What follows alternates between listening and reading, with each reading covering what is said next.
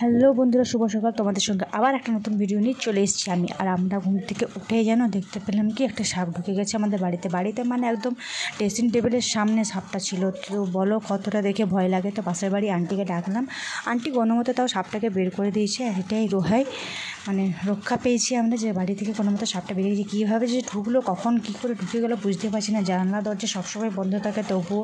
তো এই দেখো আমার দাদাও অনেকদিন পর বাড়ি চলে এসেছে। আর আমার ছেলের প্রথমে তো দেখে প্রচণ্ড কান্নাকাটি করছিল, একটু কাঁদছিল। তো এখন অভ্যাস হয়ে গেছে, দুদিন দেখলো তো ঠিক হয়ে গেছে। এখন চুপচাপ দাদার কাছে বেশ থাকে। তো আমরা এখন ফ্যামিলিতে অনেকজন হয়েছি একসঙ্গে, তো খুব মজা করে কাটাচ্ছি, সেগুলোই তোমাদের সঙ্গে শেয়ার করছি।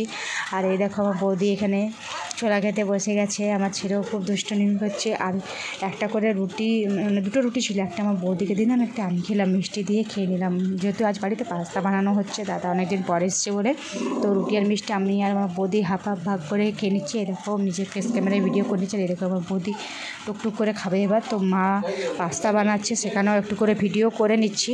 আর ভয়েসটা একটু শুনতে লাগতে পারে এরকম, কারণ এখন আমি যখন ভয়েস ওভারটা দিচ্ছি তখন প্রচণ্ড জল পড়ছিল, তো তার জন্য। আর এই দেখো মা পাস্তাতে যা যা সবজি টবজি দেবে সেগুলো ভেজে নিচ্ছে। প্রথমে ডিম ভেজে নিচ্ছে, তারপরে গাজর আর বিনস ভেজে নিচ্ছে, তারপর পাস্তাটা আগে থেকে সিদ্ধ করে রেখেছিলো সেটা ঢেলে দিয়ে মশলা টশলা দিয়ে পাস্তাটা ফিনিশ করতে হবে। আমরাও খেয়ে ফিনিশ করে দেবো।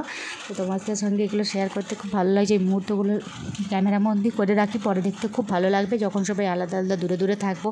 আমিও যখন শ্বশুরবাড়িতে থাকবো তখন এগুলো দেখে হয়তো খুব মিস করবো, দেখে একটু ভালো লাগবে। এই দেখো সবাই মিলে পাস্তা ভাগাভাগি করা হয়ে গেছে। এখানে সবাই খেতে বসে গেছি, বৌদি আমি দাদা সবাই মিলে পাস্তা ভাগাভাগি করে খেতে বসে গেছিলাম। তারপর মোচা কেনা হয়েছিল আগের দিন, সে মোচাটা ছাড়িয়ে নিচ্ছি, ছাড়িয়ে নিয়ে ভিডিও করব। সমস্ত ভিডিওটা করা হয়নি যেহেতু দাদা অনেকদিন পরে ছিল, ছেলে দেখে কান্নাকাটি করছিলো, ওকে একটু বেশি করে নিতে হচ্ছিলো। এই দেখো খাবার পুরো রেডি হয়ে যাওয়ার পর তোমাদেরকে ভিডিও দিচ্ছি।